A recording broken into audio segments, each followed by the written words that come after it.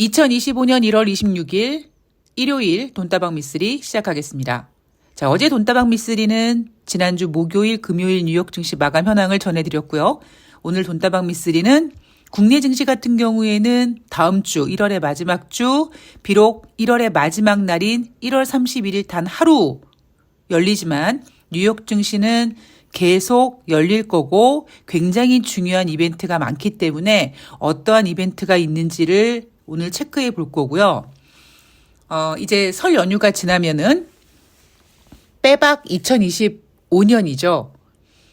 올해 주식 투자를 생각하시는 분들 아니면 작년에도 마찬가지지만 올해도 주식 투자하시는 분들께 그 어디에서도 알려주지 않는 이야기. 물론 돈다방 미쓰리에서는 종종 해드립니다만 어떤 그 증거를 하나 제시하면서 여러분 미쓰리가 여러분들께 어떤 메시지를 전하고 싶은지 아시겠죠? 뭐 이런 메시지를 좀 전할까 합니다. 시리즈로 만들어서 여러분들이 훨씬 더 머릿속에 쏙쏙 와닿게 만들면 좋은데 또 정작 이렇게 방송하다 보면 이 얘기는 무조건 해야 돼 하는 그런 그 번쩍번쩍하게 이렇게 머릿속에서 번쩍번쩍할 때가 있어서 그때그때 이야기를 해드리는 거 그리고 무엇보다 한 번 해드리는 것보다는 여러 번 되풀이해서 여러분들 머릿속에 꽉 이렇게 박혀 있을 때까지 반복적인 가스라이팅을 계속하기 위해서 뭐 시리즈, 프로젝트 이렇게 딱히 이름을 정하지 않고 중요한 메시지를 전하는 그냥 첫날로 잡아봤습니다. 자, 미쓰리 너 무슨 얘기할 건데 그래? 궁금해하시는 분들을 위해서 바로 시작을 할게요. 자, 우리나라 주식시장은 열리지 않는다고 말씀드렸고요. 미쓰리가 주식시장이 열리지 않으면 매우 심심해한다라는 이야기도 전해드렸습니다. 자, 뉴욕 증시. 뉴욕 증시 다가오는 한 주 동안의 이슈는 크게 4가지입니다. 첫 번째, 최대 재료는 단원코 FOMC 1월달 정례회의죠. 시장의 지금 분위기는 동결할 거야. 금리 유지할 거야. 라는 거고요. 금리 동결은 뭐 거의 확실시 되고 있고 그럼 시장은 과연 무엇을 중요하게 생각하느냐. 금리 결정 이후에 제롬 파월 연준 의장의 기자회견에 집중을 하겠죠.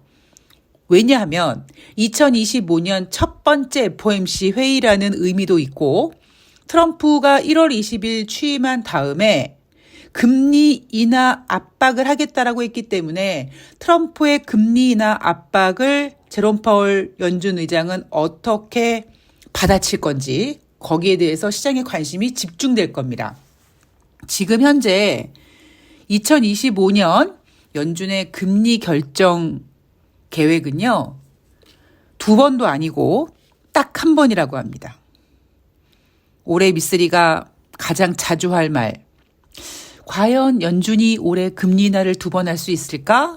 라는 이야기를 자주 하게 될 것 같다라고 여러분들께 약속을 드렸는데 이미 주식시장은 올해 금리 인하는 고작 올해 마지막 FOMC 회의인 12월 9일부터 12월 14일에 열리는 FOMC 회의에서 딱 1번 인하할 거라는 가능성이 지금 커지고 있습니다.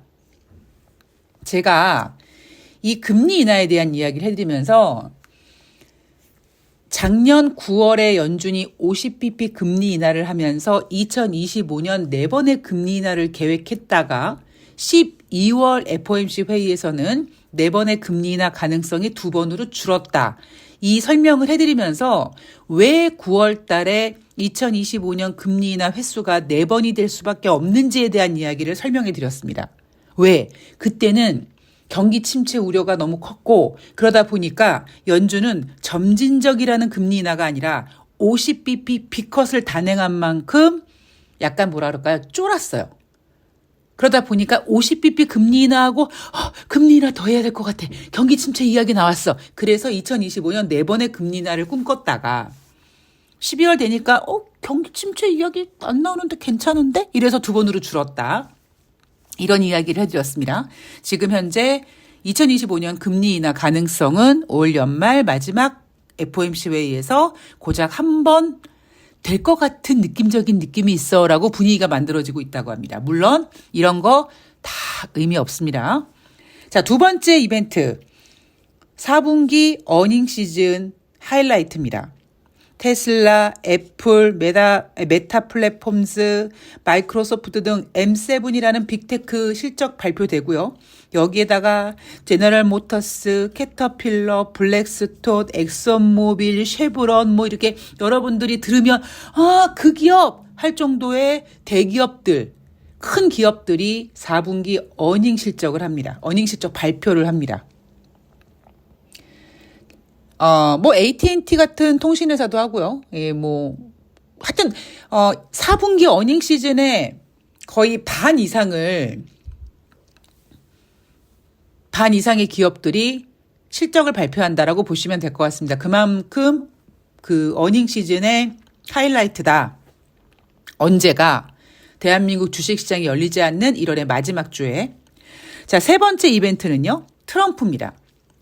지난주에 트럼프가 1월 22일 취임을 했는데요. 트럼프가 외치는 아메리칸 퍼스트가 아니라 아메리카 라스트 행보를 보였다. 그 얘긴 뭐다? 졸라 세게 나갈 것 같이 했다가 결국 이렇게 일주일 트럼프 겪어봤더니 에이, 저 새끼 저거 말뿐이네? 이렇게 시장은 해석했다라는 거죠. 이 해석의 의미는 뭐냐면 굉장히 안도했다. 트럼프가 취임이 되면 뭐 관세를 되게 세게 부과하고 예전처럼 중국이랑 막 다이다이 뜰 것 같은데 그렇게 세지가 않네. 되게 부드러워졌네.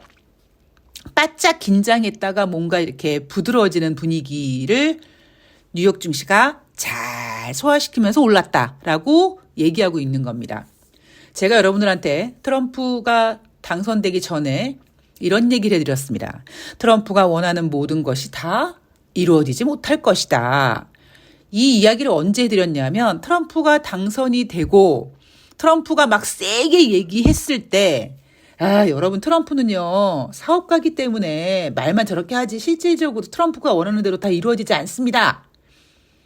이렇게 이야기를 했죠. 왜냐하면 그때 분위기는 대선이 끝나고 그래 트럼프가 좀 비호감이긴 하지만 그래도 아메리칸 퍼스트를 외치고 미국 기업을 우선하게 하겠다고 했으니까 좀 기대해보자라는 분위기로 뉴욕 증시를 올리려고 하니까 뉴욕 증시가 올라가는 거는 뭐 좋을 수 있겠지만 매번 말씀드리지만 여러분들은 오르고 내리고가 중요한 게 아니라 지금 주식시장이 어떤 색깔인지 주식시장의 질이 어떤지가 더 중요하다라는 이야기를 계속 해드리면서 뉴욕 증시가 올라가는 게 중요한 게 아니라 이렇게 지금 트럼프가 비호감이지만 기대감을 실어서 주식을 올리는 거다.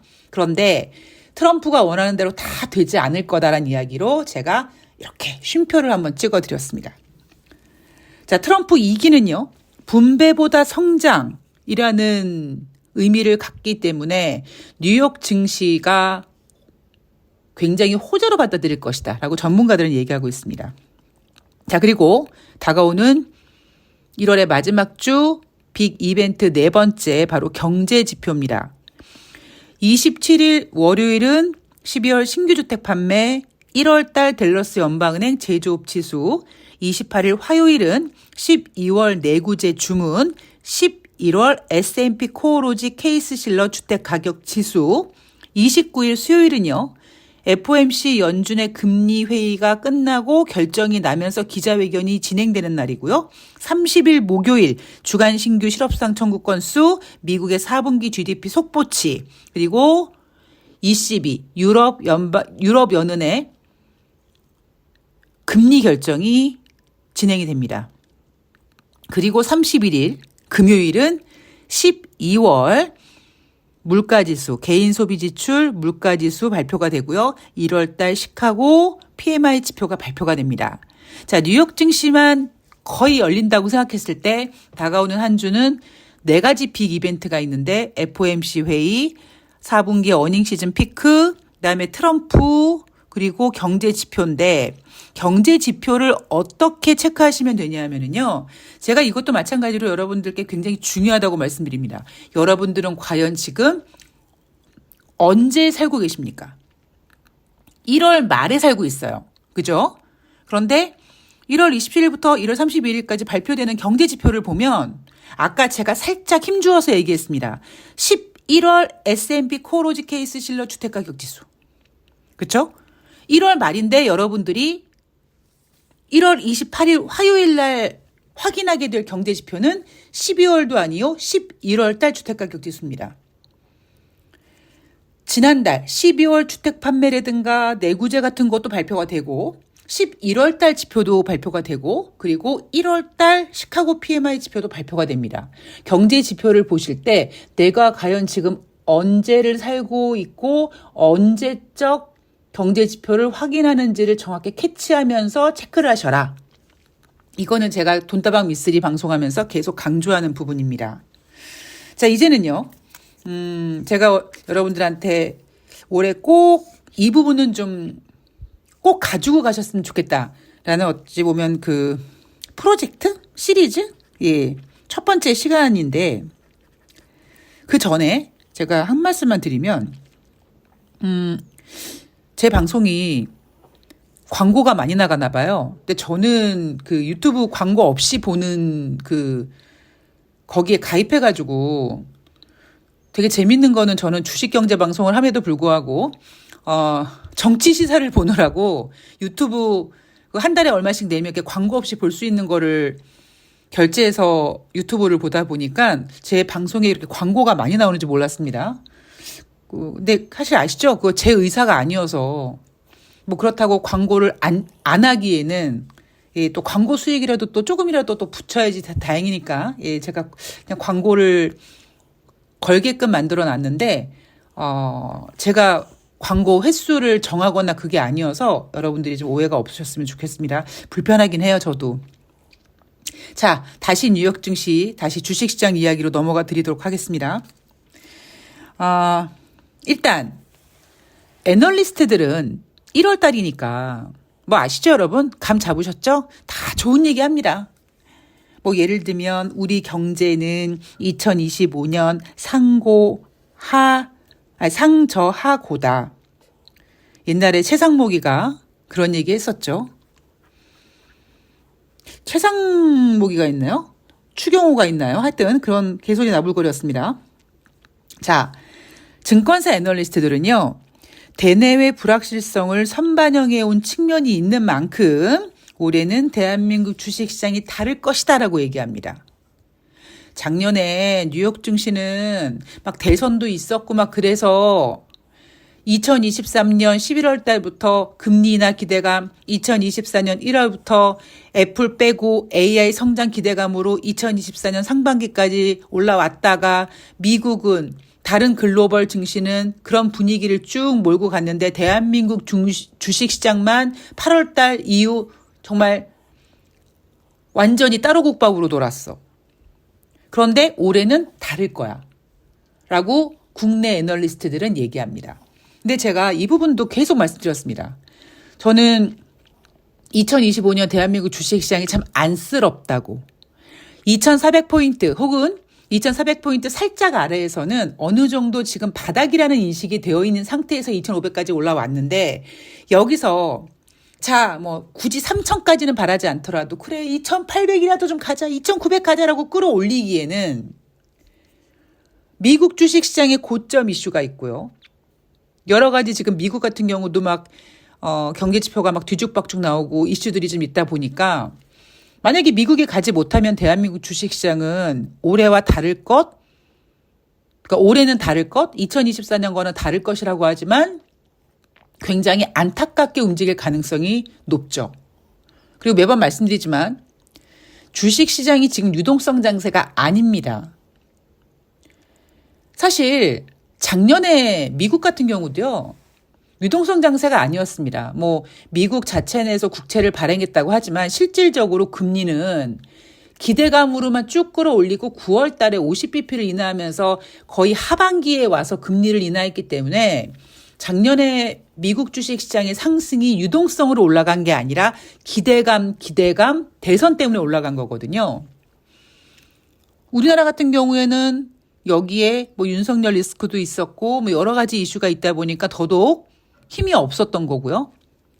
그런 상태에서 미국이 여기서 치고 더 나가줘야 된다든가 아니면 정말 옛날에 미래에셋증권에서 만든 뭐 부자 아빠 만들기 해가지고 유동성이 확 형성이 되지 않는 한 올해 우리나라 주식시장 만만하지 않을 겁니다.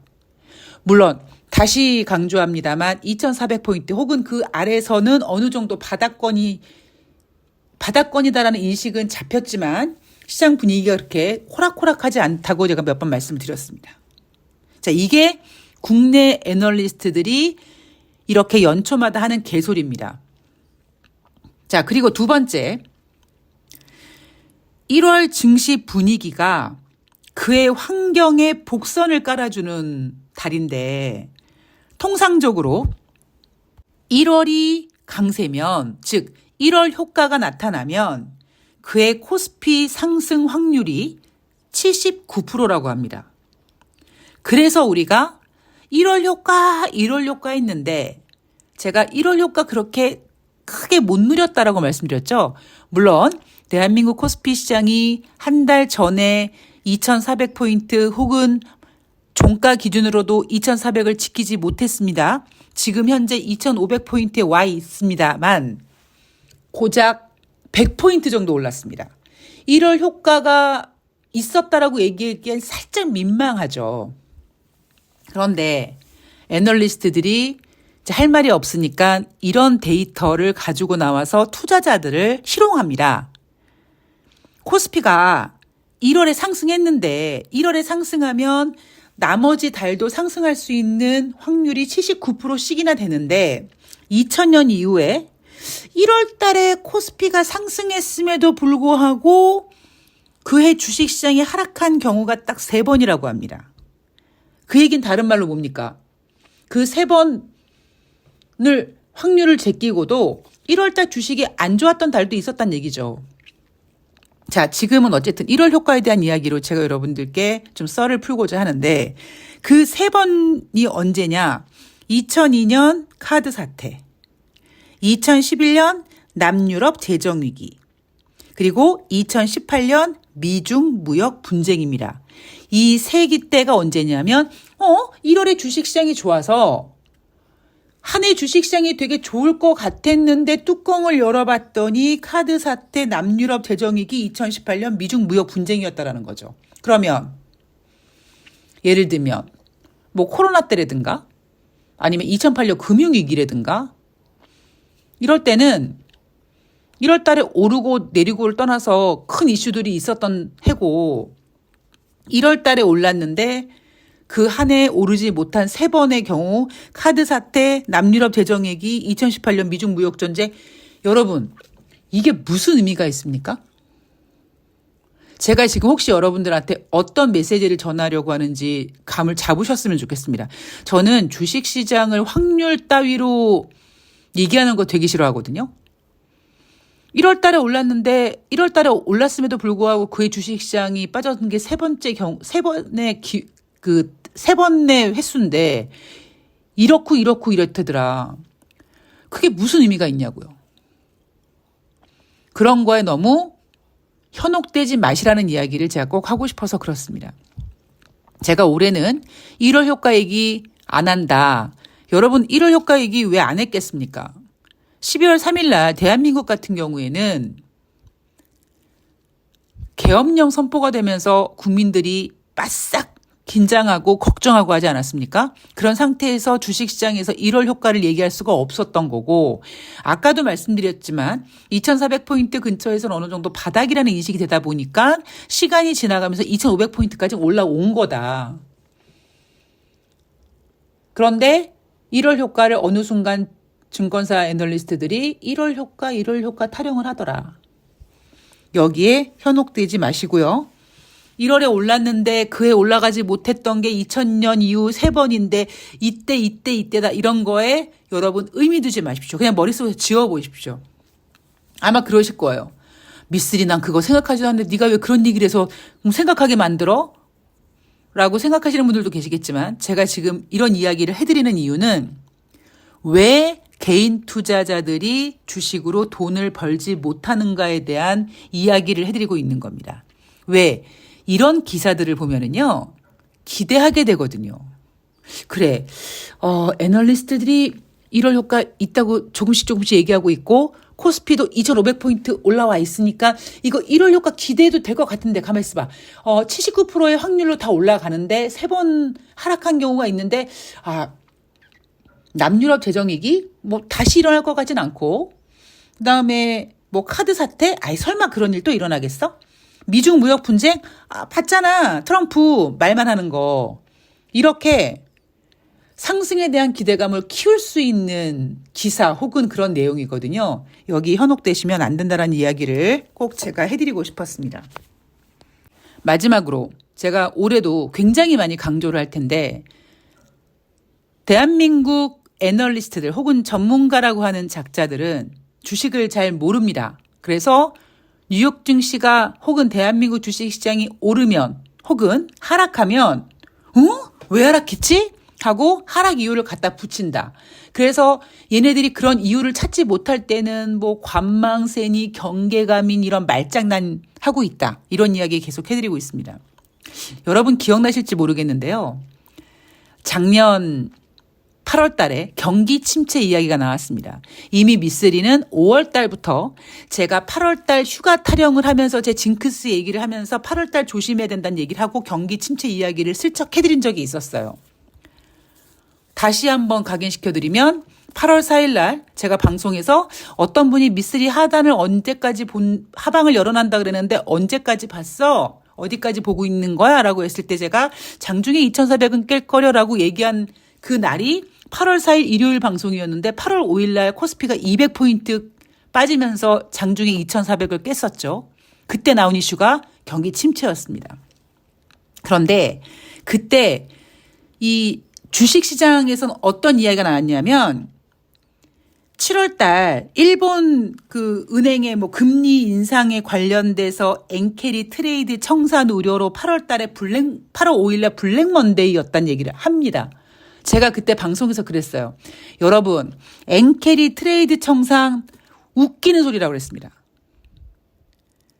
제가 그때 엔캐리라고 안 하고 자꾸 이제 NK 해가지고 어떤 분께서 미쓰리 엔캐리야 라고 댓글을 달아주셨던 것처럼 제가 그때 그 멘트를 하면서 여러분 엔캐리 트레이드 청산 아니라고요 라고 얘기를 했습니다. 왜?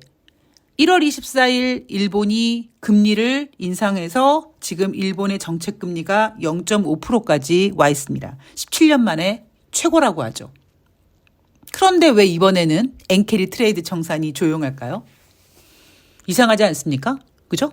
그때보다 금리가 더 높아졌는데 그럼 당연히 엔캐리 트레이드 청산이 나타나야 되는데 오히려 시장에서는 작년 7월 달에는 엔캐리 트레이드 청산으로 블랙 먼데이였는데 이번에는 역시 한 방 먹은 적이 있어서 경험이 있어서 이번엔 그런 효과가 없었네 라고 주식시장을 포장합니다.